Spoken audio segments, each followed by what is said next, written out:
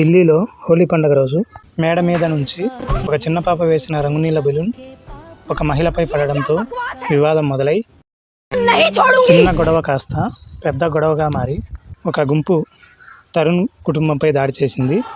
ఈ దాడిలో తీవ్రంగా గాయపడిన తరుణ్ చికిత్స పొందుతూ మరణించాడు. నెక్స్ట్ పోలీసులు దాడి చేసిన వారిలో 8 మందిని అరెస్ట్ చేశారు. అలానే మున్సిపల్ అధికారులు నిందితుల్లో ఒకరి నివాస భవనంలోని అక్రమ భాగాలను బుల్డోజర్లతో కూల్చివేశారు. కాసేపు ఇవన్నీ పక్కన పెడితే పైన మేడ మీద నుంచి రంగునీళ్ళ బెలూన్ వేసిన పాప హిందూ అవ్వడం, అలానే కింద ఆ రంగునీళ్ళు పడిన మహిళ ముస్లిం అవ్వడంతో గొడవ కాస్త పెద్దదై ఇది తరుణ్ చావుకి కారణమైంది. అదే ఆ చిన్న పాప ఒక ముస్లిం అయ్యి పాప విసిరిన రంగునీళ్ళ బెలూన్ కింద ఉన్న ముస్లిం మహిళ మీద పడుంటే ఇది అసలు గొడవకు దారి తీసేదే కాదు, చాలా చిన్న విషయంగా పరిగణించబడేది.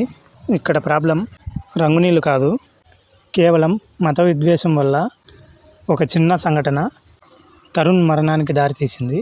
అయితే మతాలను ఉద్దేశించి గొడవపడేవారు ఒకటి తెలుసుకోవాలి, బైబిల్, ఖురాన్, భగవద్గీత ఇలా ఏ మత గ్రంథమైనా సరే ఎదుటివారిని ప్రేమించమనే చెప్తుంది తప్ప ఎదుటివారిని ద్వేషించమని ఏ మత గ్రంథం చెప్పదు.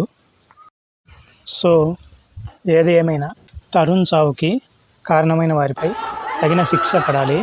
అలానే ఇక నుంచైనా మత విద్వేషం పోయి ఐకమత్యం రావాలని మనమంతా కోరుకుందాం. జై హింద్.